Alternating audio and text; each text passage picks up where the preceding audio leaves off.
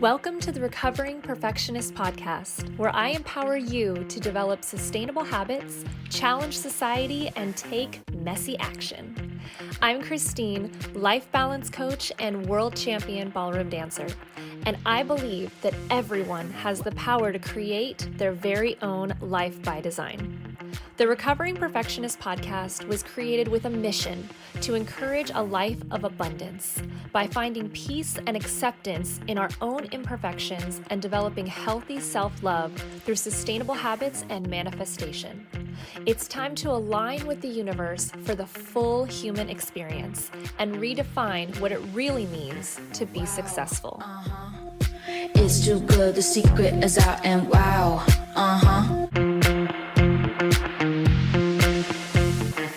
Welcome back to another episode of the Recovering Perfectionist Podcast. I'm so excited for my guest today. His name is Adam Maynard, and he's a teacher and an entrepreneur and so many more things. I'm very excited for you to get to know my guest today. Welcome, Adam. Thank you, Christine. I'm glad to be here. Yeah, very excited to have you. We did a quick little intro. We've chatted before, obviously. Yeah. We know each other. But we did a quick little intro and I was like, oh, let's save it for the podcast because we always get into it so fast. And we're both kind of like transitioning right now in lots of different areas of our life. I'm very excited to dive deep into that. But before we do, I would love for you to just kind of introduce yourself and just maybe some like, key points that kind of set the stage for you a little. Okay, absolutely. And actually funny, we're talking about perfectionism and unexpected things because my little one just decided to come in. What's amazing. Hi, little one. Yeah. I'm sorry, what? Okay, you ignore that and you need to go to bed, please. No, but you said she shouldn't be on the screen. I want you to ignore that and go to bed, please. But I'll handle it. Thank you. Please go to bed. When's your meeting going to be over? When it's over, please close my door and go to bed. What time is it going to be over? Because it depends when I'm going to be awake because I only am awake for like an hour or two. I understand. I'm in the middle of a meeting. Please go. Is your hour for me? Mm-hmm. For an hour? Yes, you can think of it as an hour. That's perfect. Close the door. An hour? No more questions. Goodbye. No worries. And listen, I'm pulling audio so we can cut, so don't worry. So if you want to just start over the question, we can reintroduce yourself. So go for it. Okay, no problem.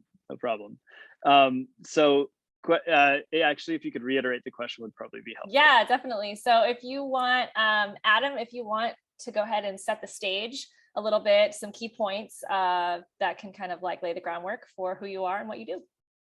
Yeah, absolutely. So I've been teaching music for a little over 20 years, mostly guitar and bass, and been teaching ballroom dancing for 19 years. So really kind of into performing arts and love teaching.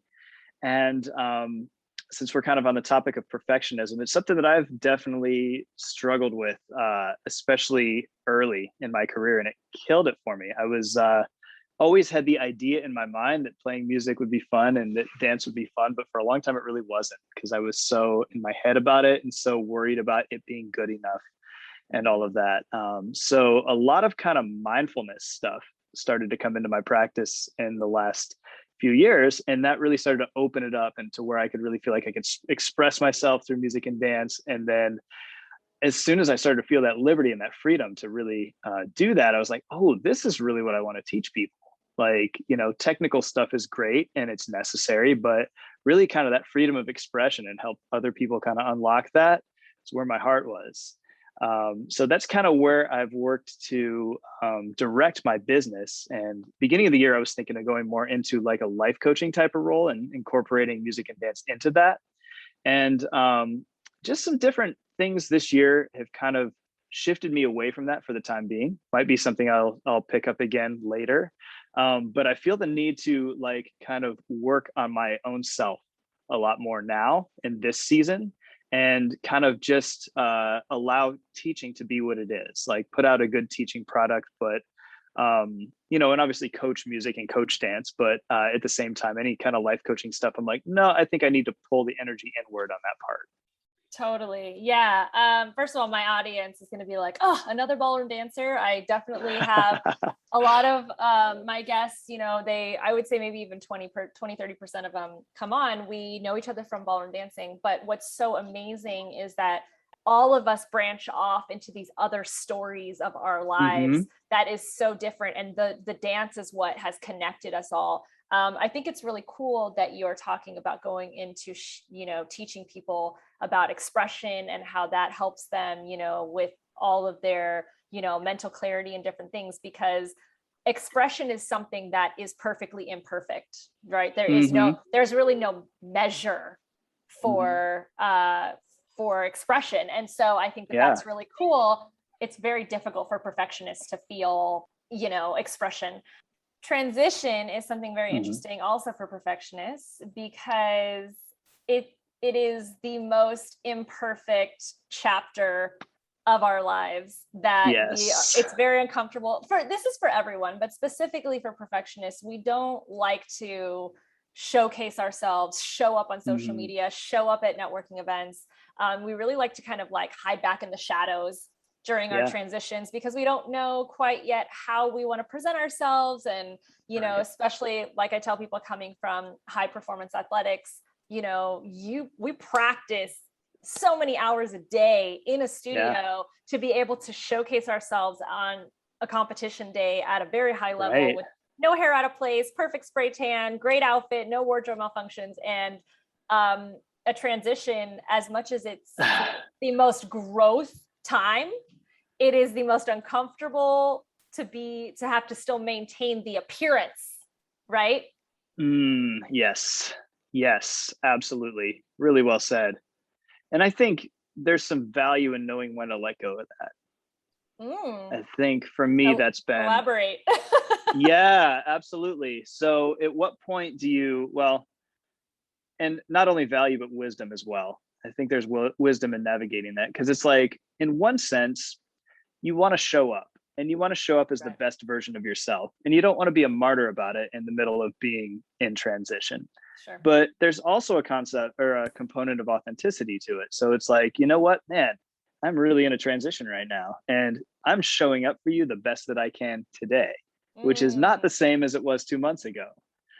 And so, being able to be present, and to also, I think, acknowledge limits, that sometimes your limits when you're in a big transition are not as high as they were at a different stage. So I actually ran into that a lot this summer, where I just knew intrinsically that the month of July, I needed to take kind of an unplug, like do a sabbatical type thing. I told my coach I was taking a month off. I told a counselor I was taking a month off. I told like everybody that I was taking a month off. And somebody invited me to be part of this project that sounded like a lot of fun. And I was like, okay, that's a change of pace. I can do that. That's legit. And it ended up being very challenging, like 10 times the amount of commitment that, and not even commitment, just what was asked of me. It wasn't part of the commitment. It was like, oh, well, can you do this thing? And then can you do this thing? And now that you're here, can you also do this thing? And it ended up being like stacked things that I was not anticipating. And before I knew it, my energy was just drained. And it was not, it was something somebody was trying to start as well. So it was like not, really well established, and they were venturing into new territory, and I wanted to help them as a good friend. And at the same time, like, we made a video, and I was appalled when I went back and watched the video. Like, I thought I was showing up the best I could, and I did to that day, but it was crap. It was absolutely horrible. Like, I was just so sullen, and she could see it in me, but I wasn't aware of it because I was already so stressed from the transition. So it was like my bowl had overflowed, and she was aware of it before I was. And so I was just completely embarrassed by like the whole experience, by the video, by the fact that I just was not able to deliver like I normally do. And it wasn't even like there was really, it wasn't even a financial thing where I'm like, oh, I'm contracted for a lot of money, I need to show up. It was like a favor for a friend. So it was like, it was really kind of convoluted for me. And, especially like you said, in ballroom, we prepare, we know the task at hand, we know the client, we prepare, we deliver 110%, and then, you know, like that's just what we do. And the fact that I was not able to do that was like devastating in Threw a you good off way. guard. Yeah. Well, Yeah. that's the thing. And that's the thing I think that I talk about a lot with perfectionists is, you know, the concept of organic living and Yeah. being able to, you know, we prepare, we execute, we plan, we do all of the things because that's just who we are. And that helps us to feel less anxious, less stressed, you know, all the things, whether it's before or after or during. And but at the same time, there's this spontaneity, there's this, you know, letting the universe, you know, surrendering to what the universe has in store for you, which might be better than what you've already planned, but you don't know because you have control over every hour of your day. And that is something that I've definitely learned over, especially over this past year and a half, with the pandemic and everything, with all my travel plans, especially, but that, you know, I always thought, I work in tandem with the universe. I'm, you know, we're making it happen. And I wasn't working in tandem with anything. I was calling all the shots, and I was the one with my name on the top of the roster, and being able to understand that, like, there are certain reasons why things happen, and you know, the first plan that I have may not be the plan that's executed, but it may be, you know, it's always going to be for better. If you're positive about it. But I love that you were talking about having a month off, because that is without even knowing that, because my audience knows, but you have not, I have not told you this, but I literally am 1 week into my month off of September. And I'm working solely on my business, my mental health, my podcast, those kinds of things. But I have shut down a lot of outside events that I was doing over the summer. I did a lot of them. And the crazy controversial thing is I have actually created some very strong boundaries with my parents and some of my immediate family members. And we have not been speaking, so that, and not in a bad way, just giving some space. And it is clearing my head of any energy that they have had or they're going through. You know, some of my family members and my husband as well had COVID. And when they had COVID, we feel like we're taking that on as well, because we want to help them. We want to be there for them. But all of these things are affecting our energy levels, which goes into our businesses and affects that. And as selfish as everybody says that is, you cannot pour from an empty glass. I say this constantly.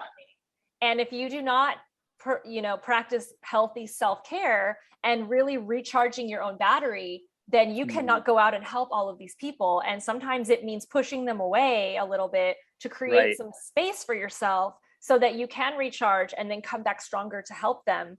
So I actually think it's more selfish to continue to try to drag yourself through the mud just to be there for everybody when you can't even be there for yourself because you're so exhausted. And so I put my foot down and I've started making some very intentional choices. And this is the transition that I'm going through at the moment, is just, you know, kind of going back into the shadows and creating, you know, expanding my business. So right now I don't have a lot. I have a couple things to share, but nothing is really, you know, structured yet. And so it's allowing me to kind of do what some people say, I'm going to take a social media cleanse, or I'm going to do all these different things, and just kind of have the month of September, which for me is significant because October 1st is my birthday.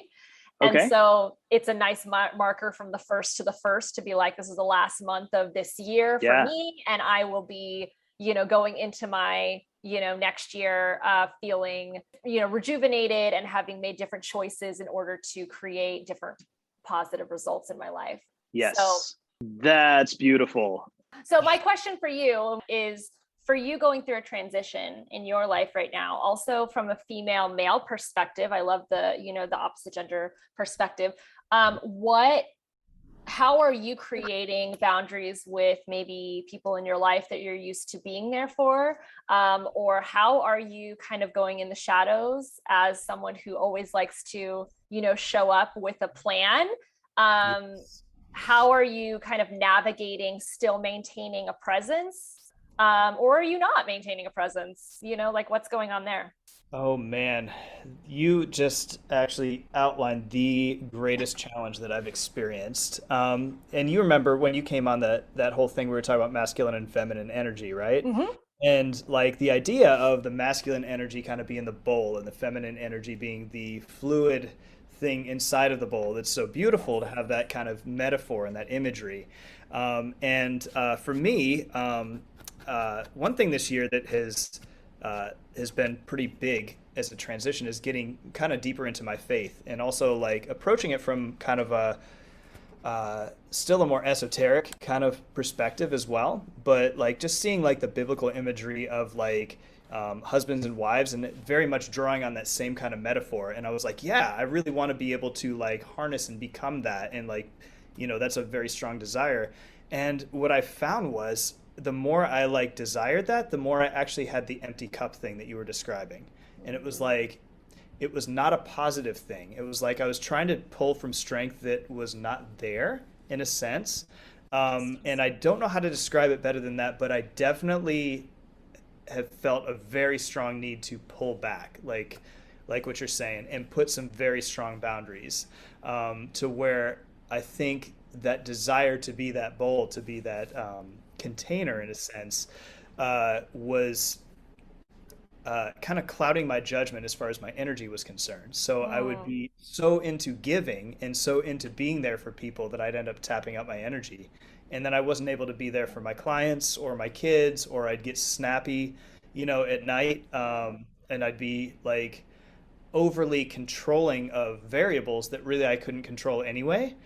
And in order to try to be like that container. And it's like, no, you can't do that through effort. Like it's and I think it's something I'm still developing and understanding, to be honest. Right. But I think the biggest thing I had to understand is really knowing my limits as far as my energy is concerned, and knowing what it feels like to be like, oh, wait, this is draining my energy now. I need to pull back from this. Or even in the middle of a conversation, this person is going negative. All right, I need to put a filter on that. I can't take in that negativity because that's going to hurt my energy. And then I'm not there for them or anybody else. That this year has been a huge lesson, and one that I have learned at a price, honestly. Like it was, Yeah. yeah, That's so it was interesting that really you say that because even as you're saying this, I'm thinking to myself, I always felt like I was a very good like judge of character to someone, or I could like I would always say, oh, I can really read someone's energy and see where they're at. And when I look back, I do feel like I was doing that, but I also feel like I was completely blind to how other people's energy was affecting me. right. I Yeah, wasn't doing that when I was competing, when I was just go, go, go, traveling all the time. Like I was not like I right, could read someone and say, oh, I don't want to hang out with you, or I don't want to be around you. But if something, if someone was in my space, like a coach or another competitor or something that I really didn't have a lot of control over or didn't realize it, then yeah, all of a sudden I would feel maybe a certain way and then not make the connection that was the energy that I was absorbing. And right. now that I'm doing all this work, obviously that's how it goes. Once you do the work, you start to get a little bit more aware and sensitive to these things. But I'm realizing just how much people's energy affects me positively or negatively, and really trying to just maintain my intentional choices of how I want to be present with those people. Yes. I really like how you said that. I can totally relate to that. Yeah. So and you did, I saw your daughter at the beginning. We Yeah. heard her on the little audio. You have two daughters, is that correct? I have two daughters and a son. And a son. Okay. Yeah. And you're a single parent, I am a or single parent. Yes. okay, and you have full custody of your three children? Half. Half. Okay. Yep. So then the reason I ask all of that is because, some of my audience members may be parents, going through some of this, trying to show up. And unfortunately, well, I would say fortunately for someone like me who does not have kids at the moment, I can choose to take days off, take months off. My business is my baby. So I am, monitoring that and doing different things, but I can choose to really have days that reflect my self-care. As a Yes. parent, as I've heard, is you don't get days off as a parent. Yeah. So how do you, for those listening that are kind of in that same boat, how are you navigating being able to take your self-care and go through this transition of really trying to become this masculine, container to be able to pour from a full glass and Mhm. still maintain, the responsibilities that you have as a parent? That's a really good question. And let me just repeat it back so that I make sure that I heard what you were Mhm. intending. So how am I able to, as a single parent, develop myself Mhm. and at the same time still be there for my kids? So Right. make sure that I'm taking the time for myself and still be showing up for them. Mhm. Um, And the reason I ask that is because I think a lot of people listening, or just parents in general, will say, well, you just don't. It's not about you. You can't be selfish. You're a parent and you have to focus on your kids. mhm, But me not being a parent yet and being a millennial and understanding about mental health and all of these different things, I think the future of parenting honestly is being able to show your kids that you are focusing on being the best, healthiest, highest self version of you that you can be in order to be the best parent, and not just, again, trying to take care of them mhm. from the exhausted emptiness that you are. That's right. Yeah. Yeah, I think the short answer is exactly what you said. The long answer, where to borrow a quote from Ray Rivers, it's simple, not easy. I think the long answer is that I've been on both ends of that pendulum. I've been on the end of like grind, grind, grind. Like I have to do this for my family so that I'm the best version of myself from a like, let's do this type of place, right? And Right. then I'm a little bit detached from them. And I've been from the place of like completely drained and wanting to show up and just giving, giving, giving, and Mhm. I'm not there. I've been on both of those ends of the spectrum. Yeah. Neither of them works at all. And what I'm learning to do now, painstakingly so, uh, is to really, I guess, sort of reverse engineer as much as I can.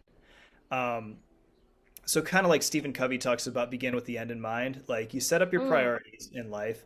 What are your biggest priorities? Like, and I think from that perspective, as you're planning your time and you're monitoring your energy, you start to, uh, if your priorities are straight, then I think it starts to take care of itself in a way. And what I mean by that is, so if I'm in my mind like, oh, I have to do these things, I have to be there for my kids, I have to, show up in order to be there for my kids. It's like, Mhm. that usually doesn't work. But if I'm intentional about it, that, oh, how am I going to craft my day today in a way that's going to facilitate my kids being able to have time outside and maybe go to the pool. And Mm. at the same time, I have this invoice that I need to fill out. So, how do I craft so that all of those things can happen Mhm. um, in a way that's kind of holistic? And the more that I'm intentional about that instead of being dogmatic about it, it really does help.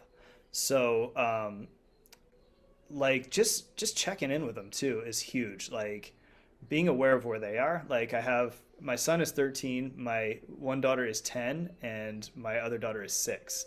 And so my 10-year-old daughter is going through some transitions as well. Of course. Yeah, and so that has been a whole new thing. So just being like aware of how her energy is, Mhm. and being able to be like, okay, like there's got to be certain things in place in our day that's going to facilitate her being able to express herself. Mm. And for my little one, who's all over the place and wants to go and explore in the woods all the time, like, okay, you know, what's a way in which I can facilitate that kind of thing? So Right. it's being aware of my own energy, my own needs, and being aware of my family's needs at the same time, and then just really being intentional about the days. Um, the other thing that's helped me a lot is I can't speak for every parent because my kids are not with me 3 days a week. So those 3 days, I pack full, and I love to pack full. And I'll hang out with adults during that time. Like I'll go Right. have coffee with friends like at least a couple of days a week, and I'll have virtual meetings with people from around the world like a couple mornings a week.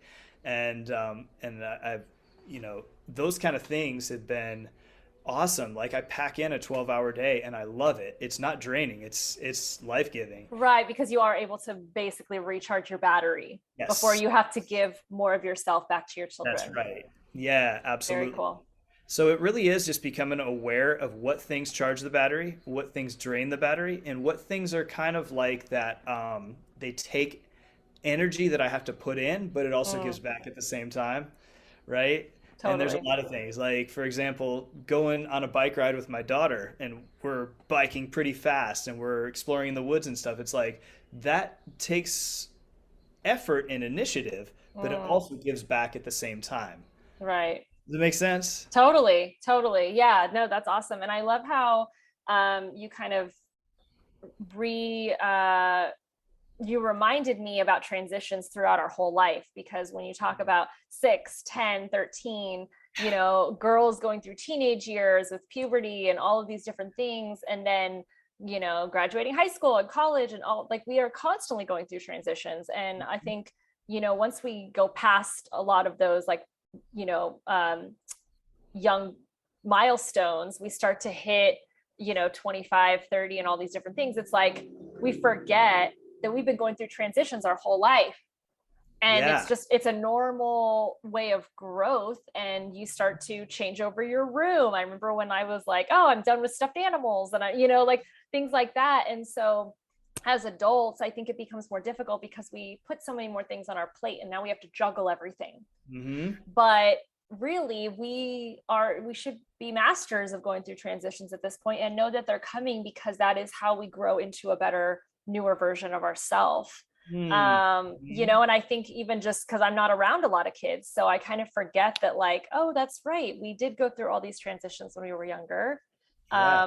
And especially in my 20s, oh my gosh, I went through so many transitions, almost every 2 years, of like, Hmm. as an entrepreneur, as a woman, in my relationships, just in when I would move to different states, because I moved a lot in my 20s, graduating from different, programs and different things, like I Yeah. became the different versions of myself, Sure. to up level. So that's interesting that you brought that up. Yeah, and actually just hearing you talk about that is giving me a little bit of perspective, like, oh yeah, my kids are going through transitions too. Like, Mhm. I went, from being I became a single dad last year was a huge transition. And Right. like getting an apartment, being this is the first time I've actually lived alone. I always had roommates, or then I was married, and like so actually living alone was a big transition. But then for them, like it's also a transition going to two Right. households, you know? Right. And so that was big. And my dad passed actually the day before I got my apartment last year. So Wow. it was like, they lost their grandfather at the same time that I lost my dad. Right. And we're all going through this transition during the pandemic. So it's like, I think what is interesting, if I can just add this in there, is I thought last year was so transitional that it was like, oh, I got this transition thing. Yeah, I can Mm. roll with anything, throw anything at me, and I'm on it. Mm-hmm. And and it was like I didn't realize how much grace I actually received last year. Like there was just so much Yeah. that was just gently placed on me because the situation was so crazy. And this year is not like that. This year was like trial by fire. And I so didn't expect that after last year. I expected that this year was going to be like, oh yeah, I'm going to hit the floor running and things are going to boom and everything's going to manifest the way that I'm expecting it to, because Mhm. things manifested really easily last year, Right. in spite of everything. And it just was not like that. It was like every avenue that I took ended up being a dead end. And it was like, Wow. then I was like, oh, this thing is going to blossom. And I could just see like it was growing, growing, growing. And it was like, whoosh, like so many different like vehicles were like that. That's what you were And saying at the beginning. You said you tried a lot of things. You did a lot of things wrong, or what did you say at the beginning? I don't know exactly how I said it, but yeah, there were a lot of things that I expected was where I was going to go. And it was like, as soon as I would take that avenue, and it wasn't like a limiting belief thing where, there's that, Right. oh, this is scary. Maybe I shouldn't go here. It Sure. wasn't that at all. It was like, I was guns ablazing for this thing. And it was like very clear, dead stop. And that Mm, happened like four times this year, like yeah. different situations to where I was like, okay, that is not my path. I explored that fully. I know that's not where I'm going now. Okay, with the next thing. So by the time I got to July and decided to take that sabbatical, it was very much like, okay, where is my next step? Well, And because that's the thing is I think sometimes not just as perfectionists, but entrepreneurs and people that are constantly go go go. They think, okay, well, what is it they say is like it's how you it's how you move from one thing to the other. mm, Like the failures, or so they say. That I consider them lessons or redirections. yeah, They're not really failures, but right. how you move from that and keep going is really the courage that you have to do that. And so so but sometimes we just need to stand still, right? I have a coach that tells me, if you want to move faster, like stand still. Stop Yes, moving. I think that is so And awesome. entrepreneurs, perfectionists, like athletes, like we're not used to standing still. Like we just, Yeah, as dancers, we don't do that. And yeah, we know that we need to keep moving to keep our balance and to do all right. this stuff because it helps us mentally, it helps us physically. Mhm. And so that is a new transition as well, to be able to say, okay, I need to just sit in this for a minute. I need Yes, to stop trying to mhm, try everything, right. and I need to actually just absorb what I've already done and work through the emotions of that. Yes, well said. That's awesome. You illustrated the lesson beautifully. Like that has been my lesson for the last month. Um, I know I recognize that people are from different faith backgrounds, and I want to be Mhm. respectful of that. But one of the big lessons from my faith that's been kind of resonating that I've been meditating on is the idea of be still and know that I am God is what it says in the scripture. Mhm. And so for me, it's exactly that lesson that you just said right there. It's like the idea if of being able to just stand with like if I can kind of use the imagery of like if you're in the middle of a river and you're standing there in the river, you can feel the current pulling so strongly, but you are just standing. Mhm. It literally feels like that right now. Like I don't have a direction. I know I don't want to just go with the current, and I don't want to fight the current, and I don't know which side of the river that I want to go on. But at the same time, having that stillness and that presence in the middle of the stillness is it really is a beautiful thing. It is. And it's first of all, that was a great metaphor. I could just totally see that visual happening right now. And there's something so powerful about standing in something as intense and powerful as water, Yes. nature, one of the Right. elements, and being able to just feel like you can just stand your ground and be a Yes. force of nature with that. But also, um, I think there's so much courage in you just saying what you just said. And also me, like that's the whole point of this podcast for me. We're in season 3 now. And by the time this episode airs, it'll be, a few weeks after we recorded. But I think it's amazing after season 3 that like this vulnerability that I have not been taught in my sport and in my career is now what people are resonating with, which makes total sense because we resonate with Hmm. people and influencers and coaches that are vulnerable with us and that show us Yes. their true colors. But at the same time, that goes against so many natural feelings that we want to do, of Right. just trying to show up having it all together and Right. trying to coach people. We've both been instructors and coaches for a Yeah. very long time, and I don't know about you, but if my students that I teach dance to, if I walked in and was like, oh, I don't really know what I'm doing, they're not going to pay me for teaching them how to dance. Right. Right. Yeah. It's absolutely true. And I think it's really interesting. I've learned a lot about leadership through this process too, because um, exactly like what you're talking about, there's this sense of internal pressure of, I have to have clear direction. If I don't have clear direction, people are not going to have anything to follow, much less want to follow. Yep. Like that absolutely has to be like, here's my vision, here's my mission. And I think what has been so humbling right now is to not know what that looks like. Like literally the beginning of the year, I had a clear picture. I was like, Yeah. I'm going this way. It's going to be like this. I'm creating this big program. And people are like, yeah, that's awesome. I want to come on board and do that. And as I got going, and it was like, ladder's against the wrong wall here. You know, and that may not be forever. Those things may come back, but I know very intrinsically that that is not where I am now. And so it's like, you know what? In terms of leadership, my first priority in leadership has to be self-leadership. Like I have to be walking my walk and talking my talk. Totally. Or walking my talk. All of it, all of the walking, all of the talking. Yes, awkward maybe. Yeah. But my first priority in leadership has to be that. It has to be leading myself well. And then, you know, from that place of, okay, I'm not sure what the next direction is, but I'm going to act with integrity in this space, even if that's standing still. And then That's powerful. from that place, then going, okay, when that vision comes, I'm going to be already walking in integrity to take that vision and grab it by the horns and go. Yeah. And then I'm going to have a new level of appreciation and humility to go about in that space. But until then, I'm going to rest, and not rest passively, but rest actively. Okay. Yeah. Elaborate on the difference there, because I think I definitely understand what you mean by that, but just for those who don't, the difference between resting passively and resting actively.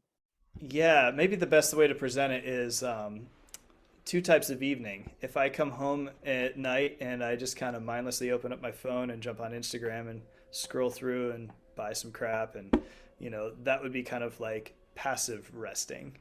It's not really being intentional with my rest. Whereas if I'm like, okay, tonight I'm gonna come home and I'm gonna have a nice meal and you know, maybe take a shower and read a book that I enjoy that's fulfilling and uplifting and gives me a sense of peace, and then I can take a nice go to bed. Well, that's all restful. And it's right. Or meditating, journaling, yeah, like these are all actionable resting. Yeah. That is allowing you to create growth Yes. in the I don't know why I keep saying in the shadows, but like I feel like that's how I feel as a perfectionist when I'm like not wanting to showcase my growth yet because I don't know what it is even for myself. I just want to be in the shadows. So Right. but I feel like that is kind of like the daily work that a lot of people just are not, you know, you have some coaches sharing that for sure, but then they just say you got to do the work and then they don't say what the work is. Right. You know, and I think that's a lot. I like how you put that though, is this active resting. Yeah. It's very much is because it is very intentional. It's not just like, oh, I'm just going to sit in front of the TV all day and watch a marathon, you know, of the series I like that. You can definitely have a day like that. Like no one's going to judge you for that, but you also need to understand that resting needs to be intentional. Yes. And there are many, many ways to do that. Yes. Yes, absolutely. And I think it comes back to kind of what we were talking about at the beginning with like knowing your energy levels, like knowing when you're getting drained, knowing when you're getting filled. And it's interesting, like when you're talking about the shadows thing, I think there is like, I think shadow is a great word. I think there's a sense of protection too, of like, you know, protecting our energy that I'm still learning. And I've heard people talk about that for a long time. And I was like, oh yeah, that makes sense. That's important. But now like, I think I have a lot more profound appreciation for that. Like having spent too much of my like energy this year. And now going, oh no, I'm going to reclaim that and nobody's going to take that from me again. And, you know, kind of holding it like this, like it's an egg and being like, this energy does not get spent. Like this is, you know, and it's like, it can grow and it can spill over. That's great. But this does not get given to another person.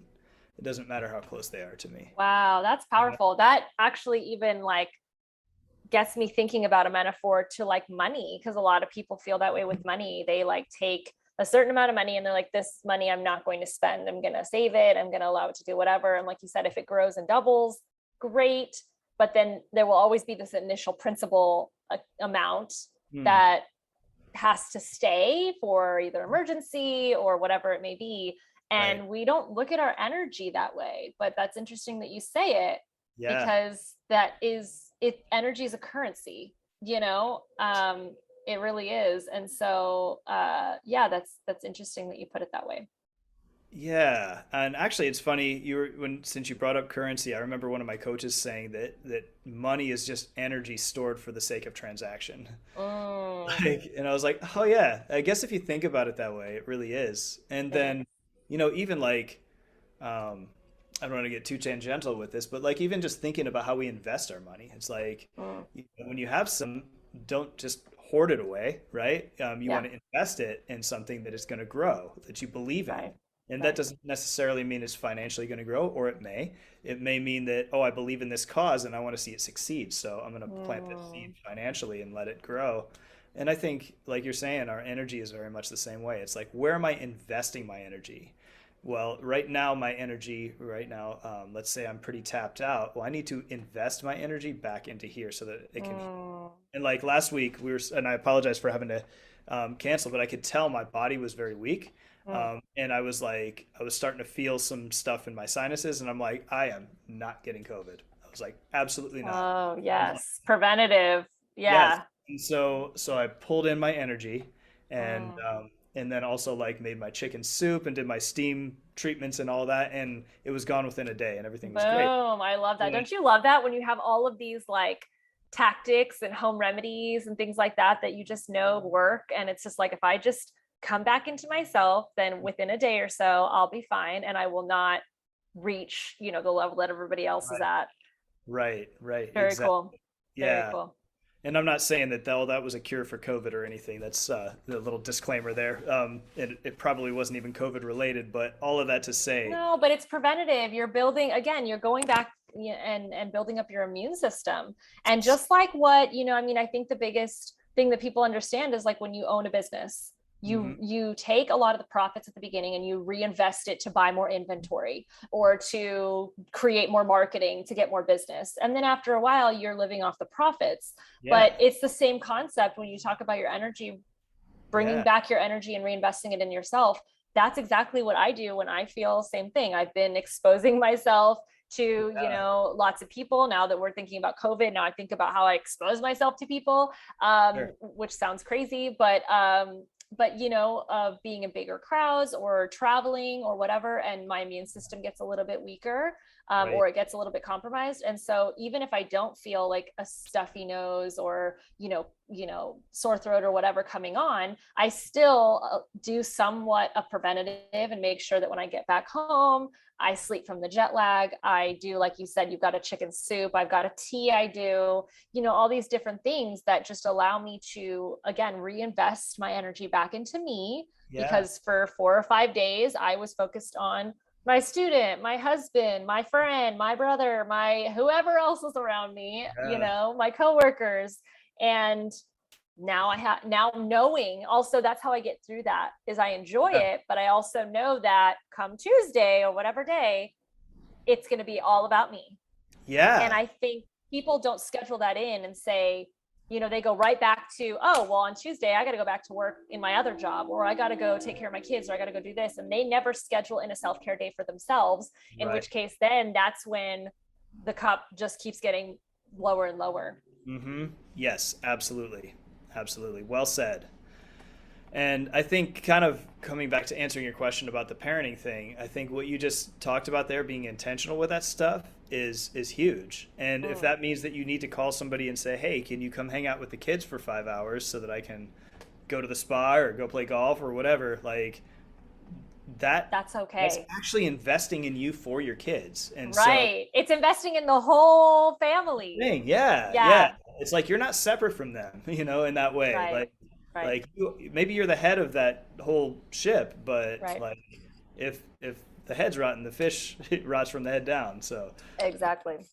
Yeah. Exactly. That's so great. Yeah, this is so awesome. I love getting kind of your perspective, and I think it's, again, I'm just going to say thank you for just sharing, because I think at first this was very difficult for me sharing, talking on a topic of where I am currently, whether that be the transition, whether that be figuring out my next move, whatever it is. And that is very difficult to do when we're used to producing content, showing up in the world in a very put together kind of way. Right. And so I think it's very, I think this type of content actually helps people more, because there's a relatability to it. There's an authenticity about it. And I always try to make sure there's actionable steps that people can go through. And it's like, okay, great. We're all on the same page. Now what do we do? All right. What's the next step to getting us out of this? Or to getting us, over the bridge, because sometimes a transition doesn't have to be negative. Sometimes it can be just a growth experience, and you have to go through it and not around it. Yes. And it can be a very positive, nurturing experience. And I think a lot of people don't talk about those as well. Yes, well said. I think what you really hit on that stood out to me there was that you can't go around it. Or you can't go around it. Go around it. And if you choose to go around it, you're just going to end up right back in it deeper. 100%. Yeah. It will have moved, and then you have to then go through it. I always say everybody has to do this work, in their lifetime. This kind of work to get to like this maintenance of like who you are and your self-awareness, and like you said, investing your energy, all of those types of things. And then it becomes kind of just maintaining that. So just catching yourself, understanding your triggers, understanding where how you choose to intentionally spend your time. And I think that's what's happening for me, is I'm kind of setting a baseline right now for who I am and what I'm trying to do as a newly married woman, as a, transitioning in my business, how I want to show up in my business and how I want my business to impact the world. And, eventually how I want to be a mom and all of these different things. Yeah. And so by doing that now, once, is it going to be perfect all the time after that? No, I will have done the hard work to get to this point.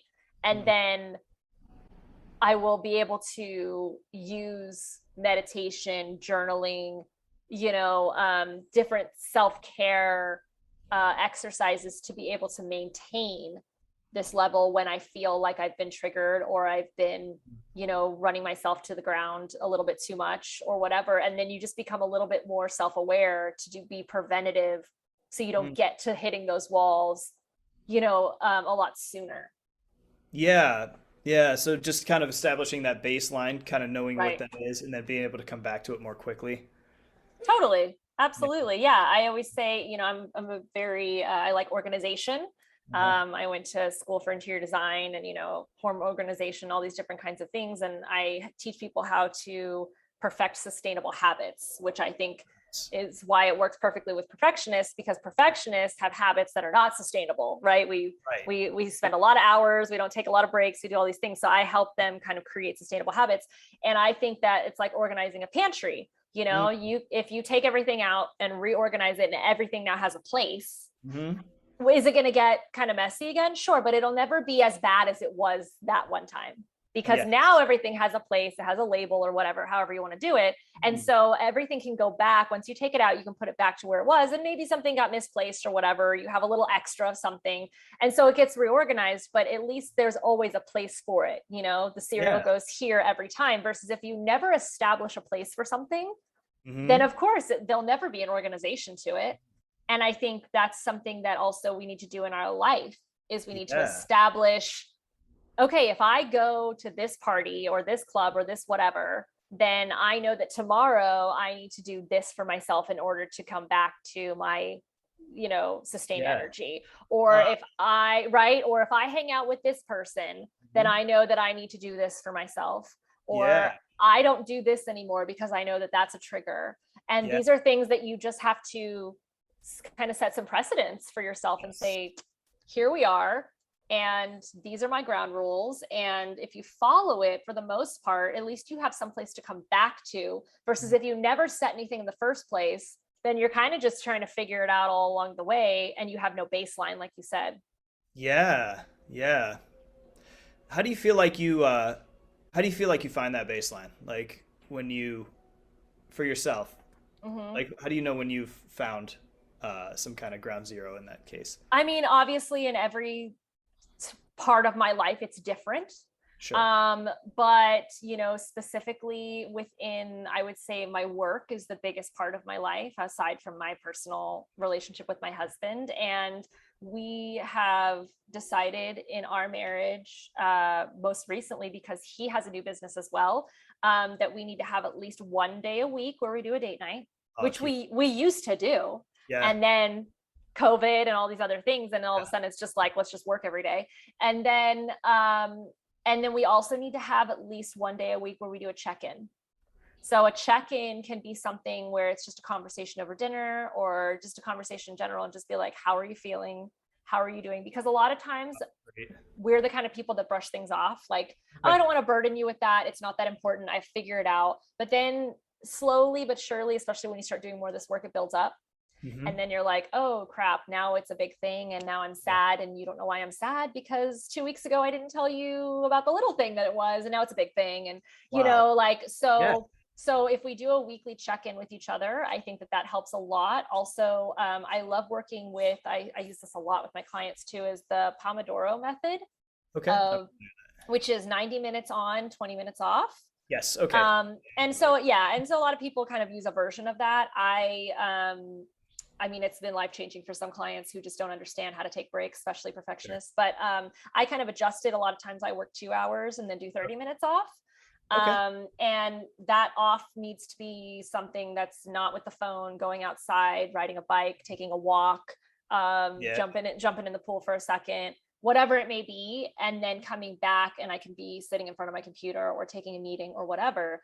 But it's very important to just know. And what I've realized, if you said the baseline, is when I started really sticking to that, that 2 hours on, 30 minutes off, when I would go a little bit past 2 hours, I felt it. Right. When in the past, I never did. I mean, yes, maybe I felt a little tired or whatever, but it was almost just like, push through, you got things to do. Like, I know I'm just going to be sitting here working for 5 hours. But when you start to do that and stick to it, your body, it's like, it gets into this like certain, this rhythm. Sure. Where it's like, oh my God, wait, there's a break coming up. You know what I mean? Like I need that break. And so if you go a little bit past the time that you've allotted to be on, your body starts to crave that. You start to feel it in your head. You start to feel it. Your body starts to get a little achy because you're in the same place. Maybe you just need to get some food, change your scenery. And so that baseline for me has definitely been helpful, to be like, I start to get like physical reactions of like, get up and move, do something different. Yeah, definitely. Yeah, I very much found the same thing using that method. That's a good one. I just didn't know the name of it, so thank you for. Yeah, definitely. My coach is actually, my business coach is the one that introduced it to me a few years ago, and I think as dancers, like, we have versions of things like that, but it's much longer. Like when you're in a studio for 8 hours, how many breaks do we actually take? Right. We don't take that many. So we understand the concept of going outside and changing your scenery and doing something different, but we just don't do it as often. And I think being intentional about that time, especially when you're in a transition in your life, because a transition is setting up a new organization in the pantry, right? You're in a new house, and all of a sudden, nothing has a place anymore, right? And so you're like, now you have to establish places for everything, and that's what the transition in your life is now you have to establish, this is what I do, and this is how I show up, and this is how I show up for me, and this is how I show up for a client, and this is my new availability. I've changed my availability so many times in the past year. I don't want to be available on this date anymore, so I changed my availability. Or, I need to open it up here. Or I don't want to start until this time on this day. And I have come to terms with the fact that, my availability is always going to fluctuate based on the season I am in my life. And that's okay. I don't need to stick to something specific. Nobody knows until they set an appointment what my availability is. And it just shows the available options. They won't know that I've changed it 30 times. Yeah, but eventually I settle on something, and it makes sense in that season in my life. And again, if my husband's schedule changes, I'm a little bit more flexible, so I can adjust around his schedule. And just, again, it's all about intention. And I think when that's what I was missing in my life, is I was not as aware as I thought I was, and I was not protecting my energy as much as I thought I was either.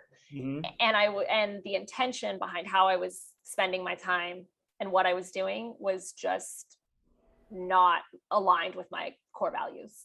Sure. Yeah. So. What did that feel? Can I ask you, what did that feel like to you at the time when you realized that was not aligned? When you realized that your intention was not clear or not aligned with your values? It felt raw. I felt naked emotionally. Okay. And it felt like my whole world was crumbling.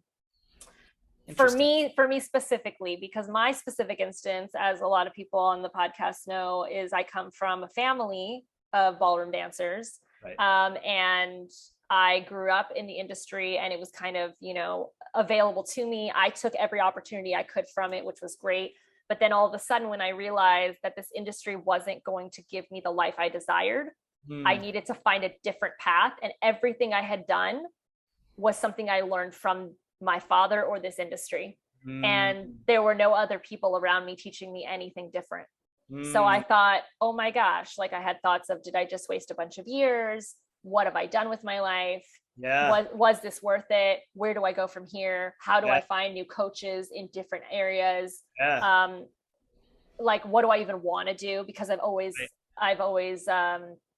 identified, it was a whole identity crisis. I've identified as a ballroom dancer, as, so-and-so's daughter, as whatever. And I was like, oh no, like now what do I do? And I was 2 years into my relationship that was getting very, very serious. And I was like, oh, this is terrible, because I'm supposed to be this like hot, fun, young, sexy, ready to go, have my shit together kind of woman. And I am not feeling that way.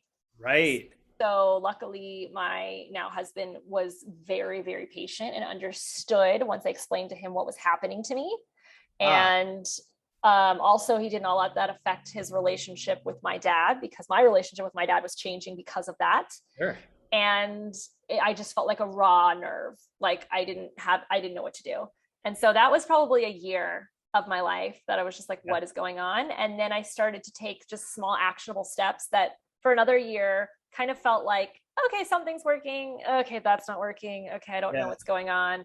And then I started to really see results in my personal growth and who I was, and not trying to identify as now someone's wife. Like, who is Christine? Like, I didn't know who Christine was outside of a ballroom dancer, world champion, whatever I was doing. And that was scary. Yeah, I hear you. I really appreciate you sharing that. Yeah. That raw feeling is kind of what I was describing at the beginning when we were talking about that transition of like during the sabbatical, like just, not being able to really show up the way that I wanted to. And you feel exposed. You feel like literally like the concept of like showing up to to be on stage and you're naked. Like it's an emotional naked. It's as perfectionists, we prepare. We are always ready to execute a plan that we have prepared. And even if that plan has some gaps in it, we've got tools in the toolbox that can fix that very quickly.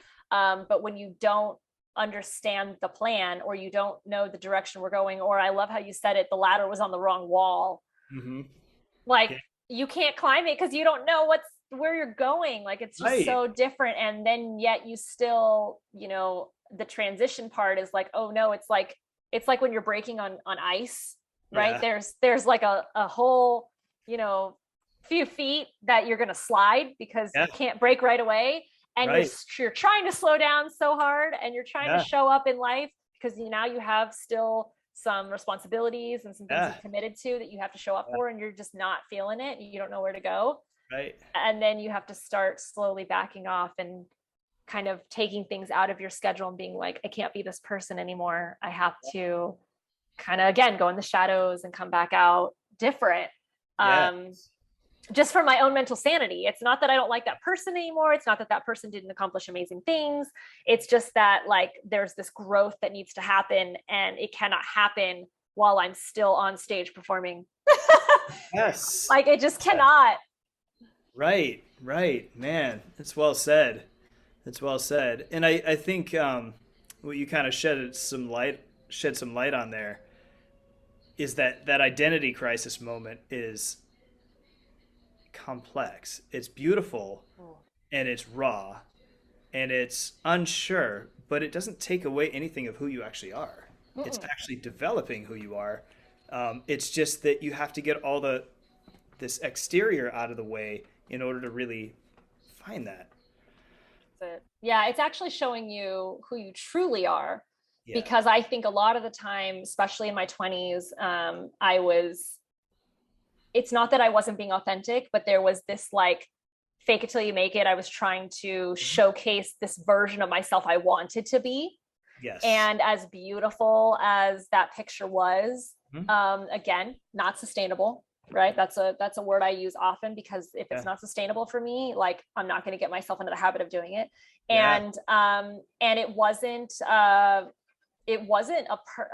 version of myself that I enjoyed doing for a long period of time. Right. And so it just got to a point where I was like, okay, I'm about to be someone's wife.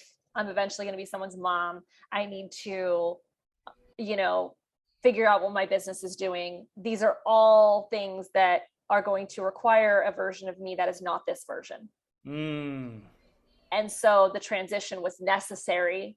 And then also just the mental side of it, like I said, just the identity crisis, just kind of like there were a series of events that happened very close to each other that allowed me to be like, oh, whoa, this is not what I thought it was. And it was kind of like the reality check I needed, taking the rose-colored glasses off and being like, this is the wall that I don't want to hit, or I've already hit it and we need to reverse. And so by doing that, the transition was absolutely necessary, because I almost felt like I had kind of crumbled that version. Like I had done everything I could do in that version of myself, and I needed to shed my skin. Beautifully said. Thank you. Yeah.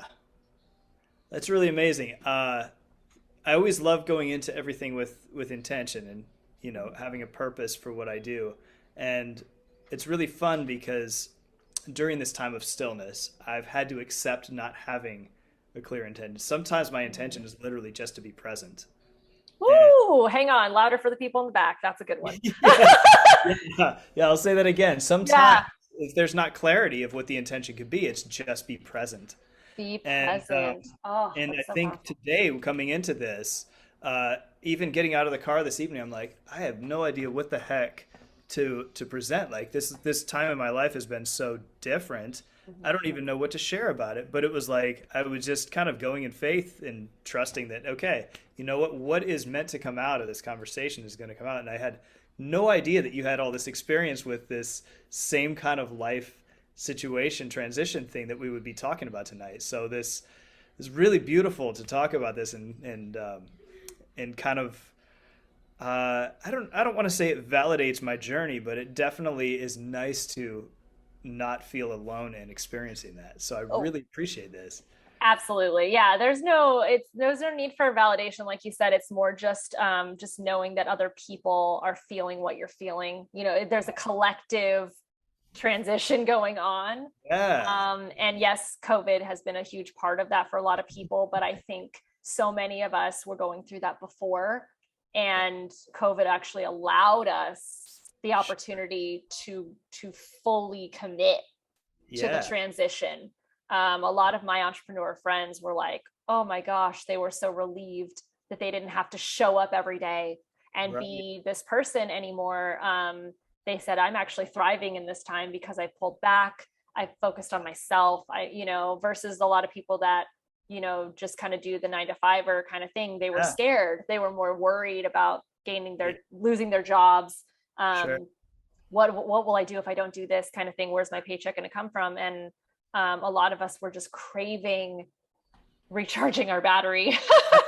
And COVID allowed us to do that. But then I think what's interesting that you said, coming from 2020, feeling that recharge, feeling that, intention, that fire again, 2021 felt like, oh my God, this is going to be great. It's going to be hit the ground running. Awesome. But I think if the intention was still not clear, or the growth still needed to happen, then a lot of that spilled over into 2021 for some people. And I'm right there with you. Like, at the beginning of this year, there was a lot going on that I was just like, what is happening? And there were parts of it that I felt like, okay, I had already done the growth on this, this has been a couple of years in the making, but then there were new challenges, new things that I was like, oh, seriously, can I just have a moment to breathe? And finally I got to a place of realizing, a lot of things started manifesting for me,